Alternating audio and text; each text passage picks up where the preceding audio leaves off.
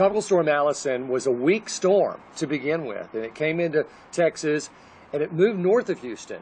And then, after another day or two, it started to move very slowly to the southwest of Houston.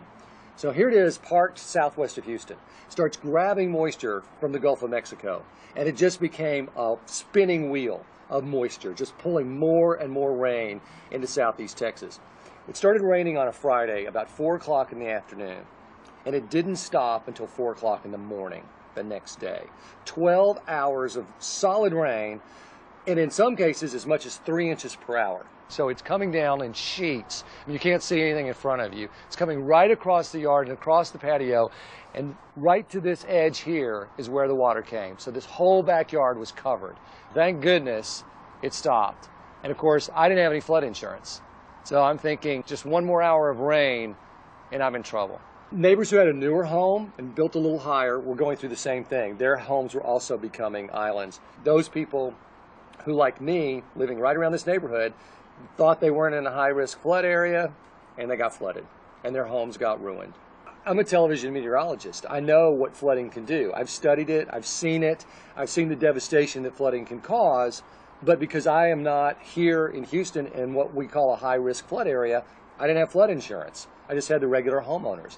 That doesn't cover you for flood. So here I am on television all night long telling people that the flood is coming, and I myself am making deals with higher powers because I don't have flood insurance. The next day, I called my agent. When Frank called and asked me about flood insurance, I thought to myself, well, isn't that kind of strange?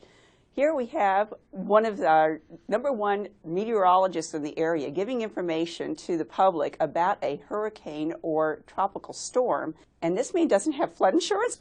At the time of his phone call, he told me that he noticed that it was several inches from coming into his house. And I said, now that is a real problem. We need to make sure that we protect your house. After my close call with Allison, I'll never own a home again that does not have flood insurance.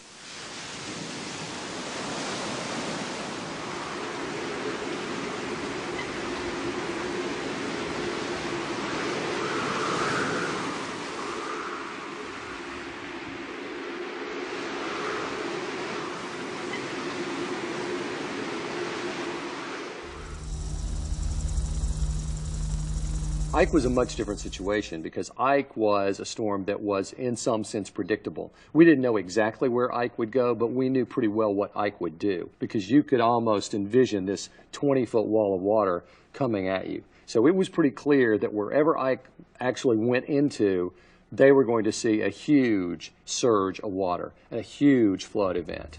You look at Ike and it is very comparable to Katrina. There are some people who can't just find their house because the house is gone. They can't find their lot because the land is gone. This is my home on Galveston Island.